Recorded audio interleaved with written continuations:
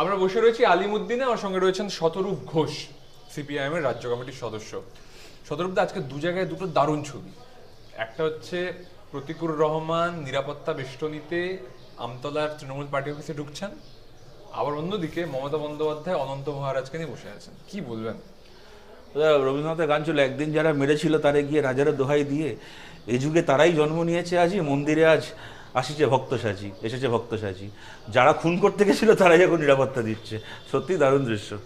আর অনন্ত মহারাজকে নিয়ে মুখ্যমন্ত্রী বসে আছেন। অনন্ত মহারাজ হয়তো মুখ্যমন্ত্রীর সেটিং ছিল, হয়তো আগেও তো জানা ছিল এটা। তো অনন্ত মহারাজ তো এর আগে মুখ্যমন্ত্রীর অনেক প্রশংসা করেছেন, সব কিছু করেছেন, এবং তাকে বিজেপি এমপি করেছে, কিন্তু সে তো ভোট ট্রান্সফার করিয়েই তৃণমূলকে লোকসভা ভোটে জিতিয়েছে মানে উত্তরবাংলার কিছু আসনে। সুতরাং তো জানা কথা অনন্ত মহারাজের সাথে মমতা ব্যানার্জির সেটিংয়ে কি নতুন নাকি আজকে? শতরূপদা, প্রতিকুর রহমান এখন বলছেন যে বিজেপির বিরুদ্ধে তৃণমূলই একমাত্র ভরসা। এতদিন ধরে যে কথা বলেননি, আজকে তিনি বলছেন। কি বলবেন?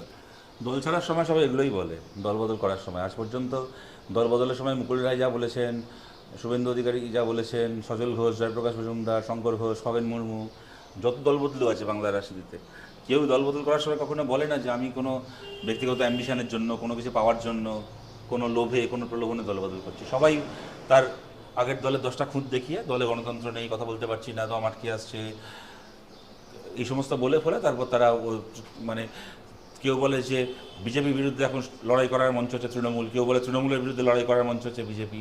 এইগুলো বলেই লোকে দলবদল করে। নতুন কোনো কথা বলছে না প্রতিকুর, যেটা কিনা এর আগে মুকুল রায় আর এই কী বলে শুভেন্দু অধিকারীরা বলেনি, বা জয়প্রকাশ সজল ঘোষরা বলেনি। এই প্রতিকুর রহমান কয়েকদিন আগে ফেসবুকে পোস্ট করেছিলেন যে নীতি নৈতিকতা ছাড়া আর যাই হোক কমিউনিস্ট পার্টি হয় না। নৈতিকতা নীতি কোথায় গেল? ঠিকই বলেছিল, নৈতিকতা ছাড়া কমিউনিস্ট পার্টি হয় না, তাই ওর হলো না। না, কিন্তু এতদিন ধরে যে কমিউনিস্ট পার্টি করলো, সিপিএম এর হয়ে গলা ফাটালো, অভিষেক বন্দ্যোপাধ্যায়ের বিরুদ্ধেও লড়েছে, দল অবশ্যই মনোনয়ন দিয়েছিল, কিন্তু তারপরে দেখা গেছে সেই অভিষেক বন্দ্যোপাধ্যায়ের হাত ধরেই দলে আসা তৃণমূলে। সেটা তো ওর অধঃপতন, আমি কি বলতে পারি বলে। খারাপ লাগছে, কারণ সত্যি কথা বলতে প্রতিকূল এরম করবে কখনো ভাবিনি, কিন্তু কেউ করলে আর আমি কি করতে পারি। দলের মধ্যে এতদিন থাকার পর বামপন্থী শৃঙ্খলা, বামপন্থী মনোভাব, তারপরে এটা কি সম্ভব হয়? হ্যাঁ হয়, ওর আগেও হয়েছে, হয়তো এরপরেও কখনো কেউ করতে পারে, কিন্তু মানে যত হাজার হাজার লাখ লাখ শ্রমজীবী মানুষ কমিউনিস্ট পার্টিকে ভরসা করেন, তাদের এগুলো তো কিছু যায় আসে না। মোহাম্মদ সেলিম কথা বলতে কার্যত আবেগে ভাসছেন, বলছেন যে সন্তান হারানোর সমান। সন্তান কি বুঝছে না বাবাকে ছেড়ে যাওয়ার কষ্টটা? দেখো, আমি একটা জিনিস বুঝি ভাই, আমার যদি পরিবারে কোনো মানে আমার যদি আমার বাবার সাথে ঝগড়া হয়, তাতে আমার মানে কি বলবো, আমার পরিবার থেকে বেরিয়ে যেতে ইচ্ছে হতে পারে, কিন্তু তা বললে পাশের বাড়ি কাকুকে আমরা বাবা বলি না।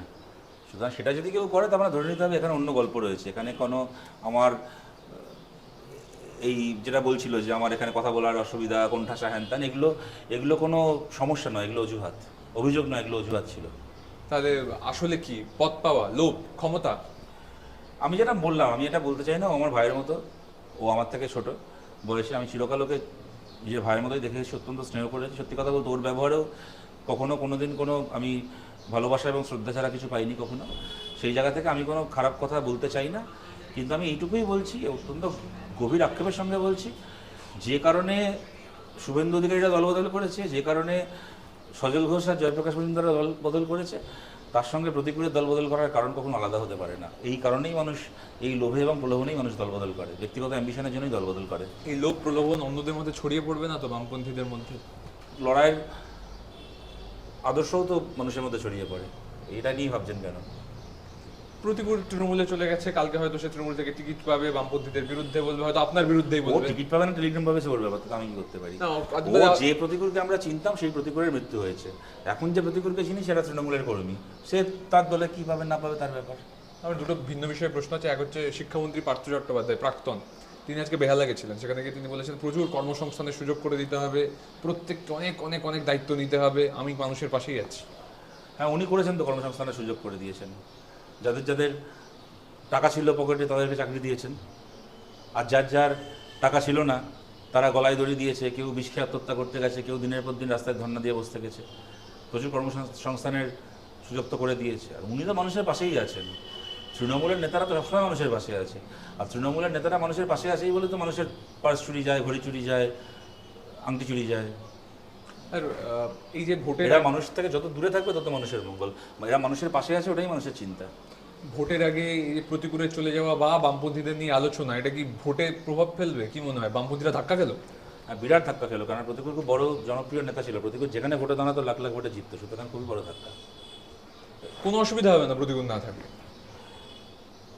আলাদা করে প্রতিকূলের জন্য কি অসুবিধাটা হবে? আমি বলছি যে বামপন্থীদের রাজনীতি মানে আমাদের সামনের বিধানসভাকে আমরা যে চেহারায় দেখতে চাই, আমাদের যা বক্তব্য, যদি আমাদের বক্তব্যগুলো গ্রহণযোগ্য হয় মানুষ আমাদের ভোট দেবেন, আর যদি গ্রহণযোগ্য না হয় তাহলে মানুষ ভোট দেবেন না। আলাদা করে প্রতিকূলকে দেখে কি কেউ ভোট দিতেন যে প্রতিকূলের জন্য আর দেবেন না?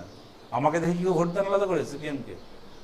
আর পাঁচজনকে দেখে কি ভোট দেয়? আমাদের পার্টিকে কেউ কারোর মুখ থেকে ভোট দেয় না। আমাদের পার্টির যে কর্মসূচি আছে, আমাদের যে বক্তব্য আছে, এটাকে যারা সমর্থন করেন তারা ভোট দেন, যারা দেন না তারা যারা সমর্থন করে না তারা ভোট দেন না। আপনি কখনো আমাদের পার্টিতে দেখবেন না কোনো নেতা দলবদল করলে লরিতে করে তার সঙ্গে 2 লরিতে নিয়ে যাচ্ছে দলবদল করতে।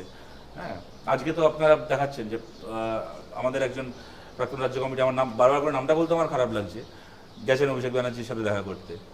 কজনকে সঙ্গে নিয়ে গেছে? কজন গেছে? ওই যে নিজের পরিবার গেছে সঙ্গে, তাহলে সুতরাং সাধারণ মানুষ কেন যাবে? আমার শেষ প্রশ্ন, প্রতিকূল সিপিএম থেকে তৃণমূলে গিয়ে বলছেন বিজেপির সঙ্গে লড়াই করার জন্য তৃণমূলে আসা। এদিকে অনন্ত মহারাজ তিনি মমতা ব্যানার্জির পাশে বসে বলছেন বিজেপির বিরুদ্ধে লড়তে গেলে মমতা ব্যানার্জির পাশে দাঁড়াতে হবে। না, প্রতিকূল তো তাও বুঝলাম সিপিএম করতে বিজেপির বিরুদ্ধে লড়তে চায়। হ্যাঁ, তো বিজেপির এখন এমন অবস্থা পশ্চিমবাংলায়, বিজেপির এমপিও বিজেপির বিরুদ্ধে লড়তে চাইছে। সুতরাং এরপরে আমার মনে হয় যে বিজেপির মানে এবার মানে বলা উচিত যে আমাদের ঘাট হয়েছে, আর পশ্চিমবাংলায় ভোটে লড়বো না। আপনারা বাড়িতে বসে টিভিতে ভোট দেখুন, দয়া করে পশ্চিমবাংলায় ভোটে লড়তে এসে হিন্দু মুসলমান ভোট ভাগাভাগি করে আর তৃণমূলকে সুবিধা করে দেবেন না।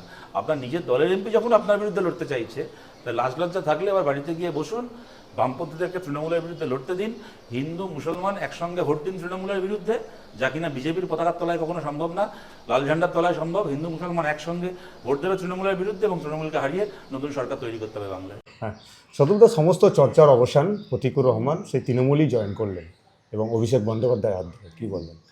আর বলার কিছু নেই, যে প্রতিকূলকে চিনতাম সেই প্রতিকূলকে মনে রাখবো, কিন্তু সেই প্রতিকূলের মৃত্যু হয়েছে। এখন যাকে দেখছি সে ঠিক আছে, সে একজন তৃণমূলের গ্রাসরুট লেভেলের কর্মী, ভালো কথা। প্রতিকুর রহমানদের মতো ছেলে বা তোমাদের যুব সম্প্রদায় থেকে যারা উঠে আসছিল সিপিএমে, তাদেরকে ভাঙানোর একটা চেষ্টা করছে তৃণমূল, সেটা তার জন্য আমি তৃণমূলকে দোষ দেবো না, তৃণমূল সেটা করতেই পারে। আমাকে কেউ কিনবে কেন, মানে আমাকেও কিনতে পারবে কেন আমি যদি নিজে বিক্রি হতে না চাই? সুতরাং আমার মধ্যে যদি এরকম থাকে যে আমার সামনে এক কিছুটা অফার দিল আর আমি অমনি চলে গেলাম, তাহলে সমস্যাটা আমার, সমস্যাটা তৃণমূল বা অন্য কোনো দলের না।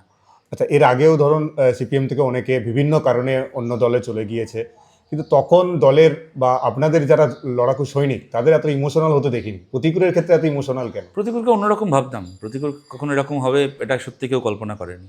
মানে আজ থেকে মানে 48 ঘন্টা আগেও যখন এসব শুনছিলাম বিশ্বাস করছিলাম না।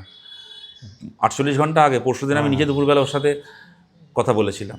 হ্যাঁ, মানে তখনই মনে হচ্ছিল যে ও ঠিক করে নিয়ে, এবার যাই হোক, কিন্তু যে প্রতিকূলকে চিনতাম তার সাথে এটা মেলানো যায় না।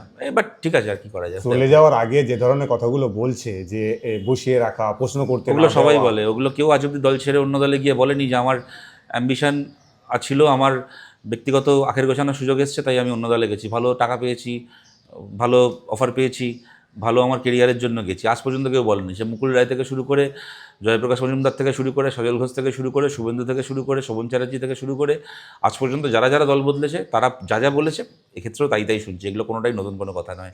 খারাপ লাগছে যে এদের সঙ্গে কখনো প্রতিকূলের নাম বলতে হবে, এটা কখনো কল্পনা করিনি, ওইটাই খারাপ লাগছে। তার বাইরে অবাক হচ্ছে না, কথাগুলো শুনে অবাক হচ্ছে না। এগুলো কমন টেমপ্লেট, এগুলো দেখবেন আপনাদের সিএনএই আপনি পুরনো ইন্টারভিউগুলো বার করবেন, যাদের নাম বললাম তাদের দেখবেন ঠিক এই কথাগুলোই রয়েছে।